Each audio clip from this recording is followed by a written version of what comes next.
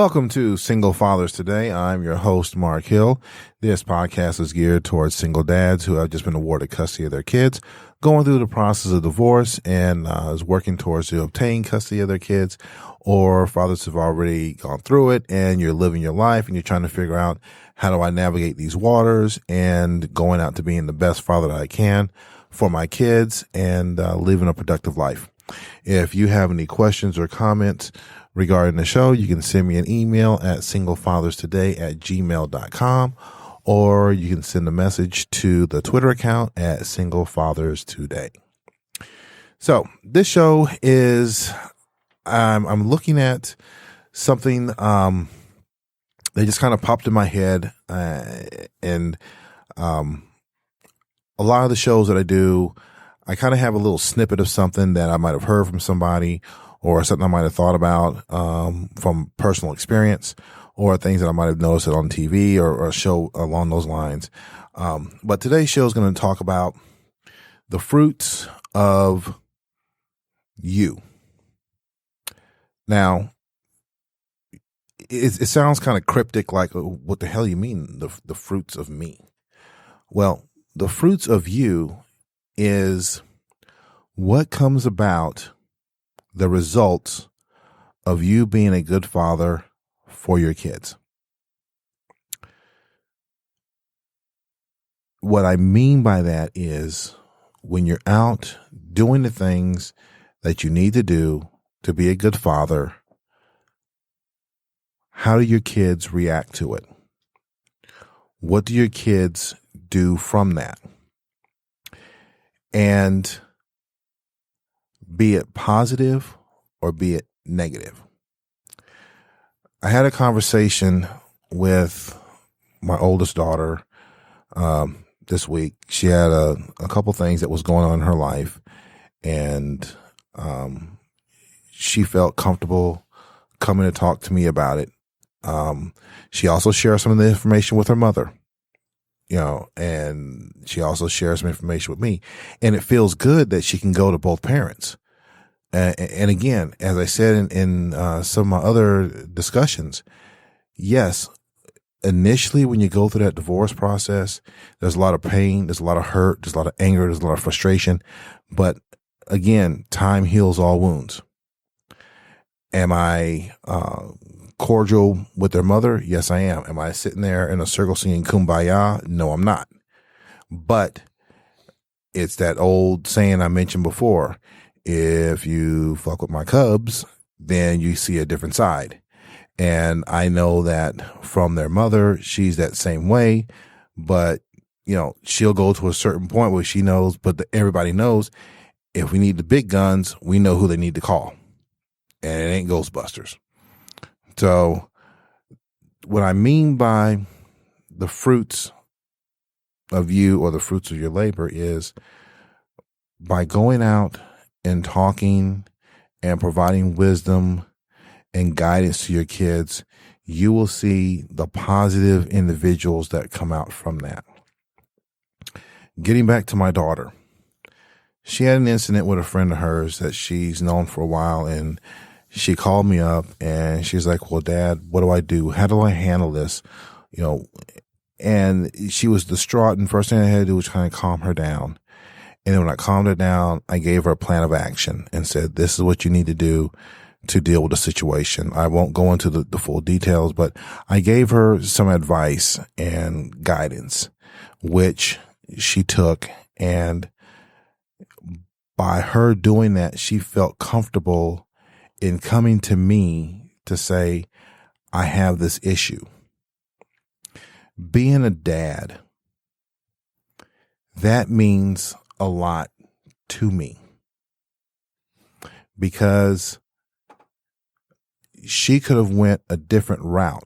Now, the situation that was at hand, it could have been something that, it could have been something that could have went off the rails real quick. And when I mean went off the rails, it could have gone from a bad place to a worse place. But she said, well, Dad, before I do this, what do you think? And I gave her my opinion. And yes, she was upset. She was emotional. And for me, I played that calming effect to say, sweetheart, just kind of take it down a notch. This is what we need to do. Here's how you need to plan it. Here's some things for you to think about. And when you're dealing with, it's kind of different because on different age groups, if you're dealing with someone that's, or a child that's in elementary school, junior high, and in high school, you're, as being that father, you can say, do this, act like this. High school is a little bit iffy because at that point, you're trying to let them start thinking for themselves, start problem solving for themselves. So instead of you saying, well, do this, do that, you may say, hey, what do you think about going this route? What do you think about taking this option? Once they graduate high school and they're on their own, that's where you can start to see the fruits of your labor coming in. And at that point, that's when they're coming to you saying, hey, Dad, I have this issue. How would you handle this? Can I get your advice? And they may not say, hey, can I get your advice? They may say, Dad, I got this person. They're just bugging the hell out of me. They're just giving me a bunch of crap and I can't stand it. I can't take it. Da, da, da, da. They may not say, what do you think? But that is what they're saying, but not, if that makes any sense. So you have to be there to continually giving them that guidance, because that is where that fruit is starting to blossom from that. Another thing that I found from talking with my kids, talking with all three of them actually, one of the things that I told them early on, they were in high school. Each one was in high school, and I had this conversation with them. And I said, being there for you guys is a very important role for me. Because once you guys graduate high school, and you may have the cool kids, the jocks, the prima donnas, the prissies, what you'll find out is the ones that thought they were cool and they were the shiznit, as they call them. Well, that's what we used to call them back in the day. Once they get out of high school, and I used to tell them, look and see where they're at 5 years from now. 5 years. And what they found out was you have some that didn't do anything with their lives, didn't finish the school, got pregnant, got on drugs, went to jail. You had a few that went, you had some that went to college, you had some that went to the service. But they said the majority of them that thought that they were the top kid in school, now they're not. Now, understand, I'm not shitting on any kids out there that are like that, because everyone's life situation is different. Everything that happened in their lives played out a different way. I'm not saying that, every dad needs to be like me, because I made plenty of mistakes. But the point I'm getting across is, by you being a dad and being in your kids' lives, you're planting that seed. You're planting that seed of knowledge, that seed of understanding, that seed of wanting to achieve better, wanting to do better. Because that is, to me, my thought process is, that's the purpose why all of us are fighting to have custody of our kids. Because I'm assuming that a lot of you guys have seen the stories out there of what happens when the mothers have the kids, and I'm not shitting on them for that. But if the mother has the kids and there's not a positive male role model in those kids' lives, If you want to find out what happens to kids when there's not a strong, positive male role model in their lives, go to Fox News, go to MSNBC, go to CNN, go to your local news channel. Kids in drive-in shootings, kids in, drive-by shootings, home shootings, overdose, pregnancy, one thing after another. Now, I know that there was one particular story I read where this one kid had his mother and his father in his lives, but the family was military. And as they moved from place to place to place to place, the kid just kind of felt lost and got involved in drugs. Now, being a military vet myself, but I got out before my kids were, I think my oldest was maybe 8 months old, 6 to 8 months old when I got out. You really have to focus. If you're a veteran or if you're someone who travels a lot, you have to make sure you fight to keep that bond together for those kids. Now, for this particular case, for this one kid, it was like 20 years ago. So the media in the communication platform isn't like it is now. Now, if I want to contact my kid and I want to see my kid, I pick up my phone, I FaceTime him. Back in the day, you had to write a letter or you had to make a phone call. And if you were overseas, in some cases, depending on what your job was, you might not be able to communicate with them at all. Now there's more opportunities available. So you have to keep that bond with your kids. Even if you're not physically there, they're striving and they're thriving and they're yearning for that bond with their mother and their father. And if things go sideways, the majority of the time, the father is the one that sets the standards that the kids want to gravitate towards. If they want that nurturing, someone to pick them up and hold them and coddle them and tell them, oh, everything's going to be okay, they usually go to mom.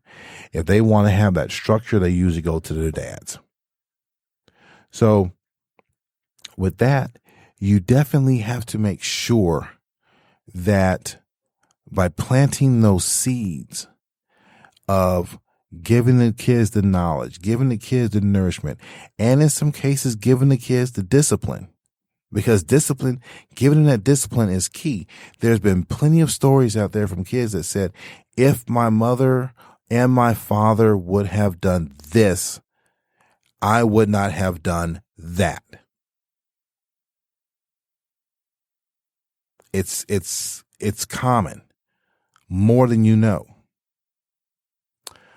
I'll tell one story. I will not say which kid did it, but they know. So I'm going to work one day.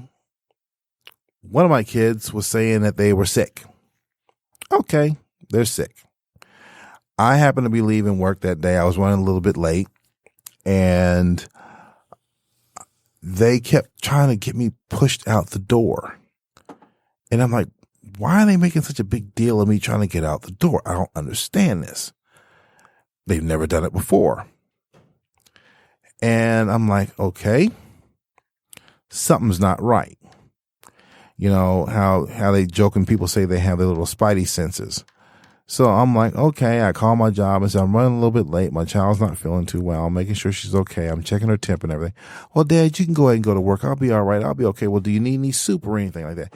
Normally when they're sick, I get them some chicken noodle soup or some tomato soup and some crackers, make sure they're nice and comfortable. And the majority of the time they tell me, Dad, don't leave, don't leave, don't leave. This particular day, go ahead and go to work. Something ain't right. So as I'm continuing this more and more and more, I'm finding out and I'm seeing that, okay, a phone's buzzing. Not a phone call, a text. Won't let me see the text. Okay. Coming up again. Well, Dad, when you going to work? When you going to work? And I'm like, you know what? I'm not going to work today. Well, why not? I'm going to be home and take care of you.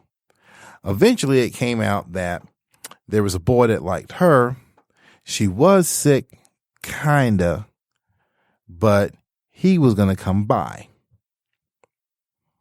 And I basically kind of blew it up. And that's where that spidey sense comes in. So for you guys, if you have that little spidey sense that something ain't right, trust it. I did. Fast forward.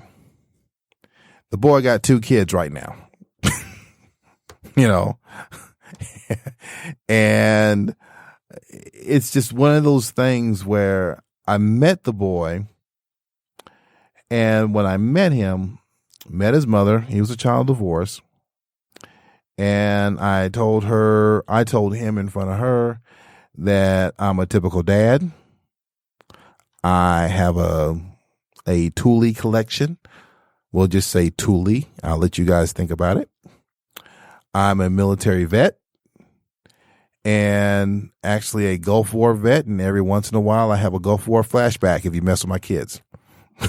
So it's the typical dad thing where I think, as Bill Engvall said it best, I've been to jail and I ain't got no problems with going back. So it's being that protective. The point I'm getting at is being that protective dad and planting those seeds. And excuse me if I went off the rails a little bit, telling side stories and such, but the point I'm making is, and these are funny stories that you will pick up as you go through raising your kids, but the main point is being there for your kids, even in doing the smallest thing, the smallest little detail. They know it, even though they may not respond to it, they know it, and that seed will grow fruit later in life. You may not see it when that kid's in high school wanting you to leave, to have some boy come sneak by the house.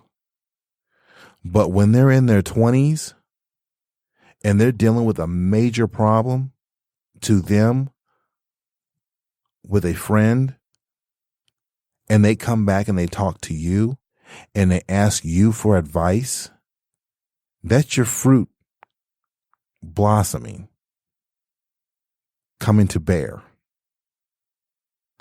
And I know for some of the guys out there, if you're dealing with the ex and you're dealing with the drama with the ex and you want to throw your hands up and you want to say, the hell with it, I can't do it. You got to look at those kids and say, I have to stick it out. Because if you don't, what's going to happen to them? You can't come back 10 years later saying, hey, I was going through a rough spot. I was going through a rough patch. Because by then, you missed a big window and no telling where that kid's going to end up in life. And a lot of times, it's not in a good place.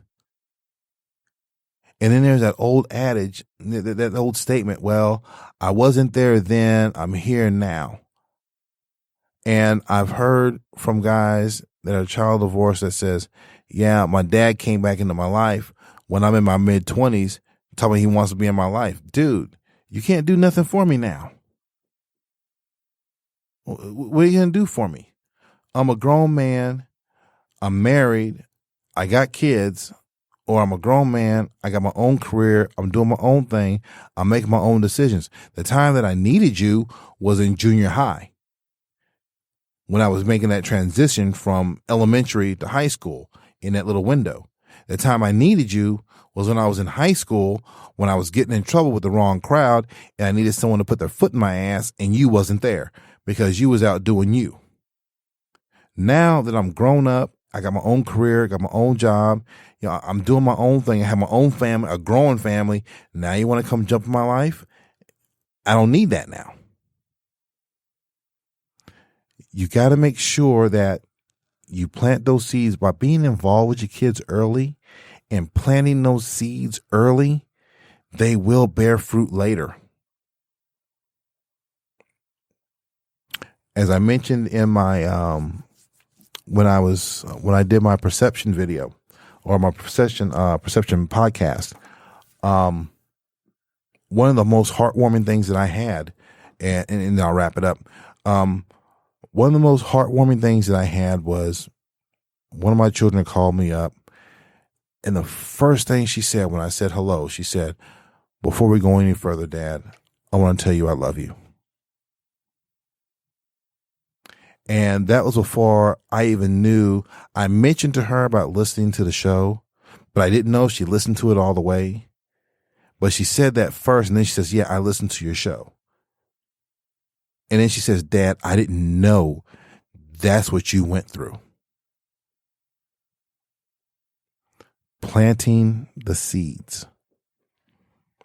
She didn't have to know everything I was going through during that time period, but I planted the seeds to where she can be a good person in life.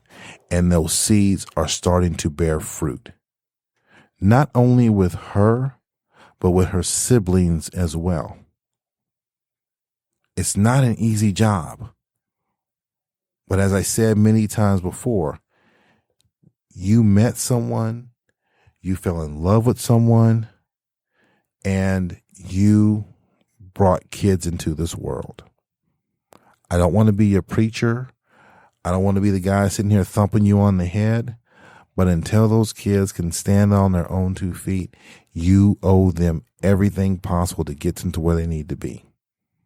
Because when that kid was 4, 5, 6 years old, running around in their pajamas, saying they want to be a policeman, a fireman, a pilot, a football player, a tennis player, a doctor, a lawyer, whatever, those are all positive things. I've never been around a kid that said, "I want to be a druggie. I want to be a crackhead. I want to be a dope man. I want to be a gangster. I want to be a prostitute." Never heard it. If you have, please tell me. All the kids that I know back in the day, and I'm not even talking about my kids, I'm talking about my kids' friends and their friends' friends. They've all said they want to do something that was positive. So you have to plant those seeds early on to make sure that later on in life, those seeds bear fruit. So, closing up, because I went over a little bit over the top, a little bit long today. So, if you guys have any questions, shoot me an email. Please, shoot me an email. If I'm right, tell me I'm right. If I'm wrong, tell me I'm wrong. I know you guys are watching or listening because I see how many people have been listening to the show. And for those that are listening to the show, I want to say thank you. This is something that has been brewing in my mind for a long time. It's been kicking around for a lot. And actually, I'm in the process of finishing up a book that I'm working on right now that is scheduled to be released next month, towards the end of the month. That'll be my 10th year anniversary going through my divorce. So, definitely, if you guys are out there, which I know you guys are because you're watching or listening, unless it's one person that's just clicking 80, 90, 100 times, send me an email. If I'm doing right, tell me I'm doing right. If I'm doing wrong, tell me I'm doing wrong. Send me a tweet. Join the Twitter page. So again, if you want to send me any messages, it is singlefatherstoday@gmail.com, or you can check out the Twitter feed at Single Fathers Today. I'm your host, Mark Hill, wishing you guys the best and keep fighting.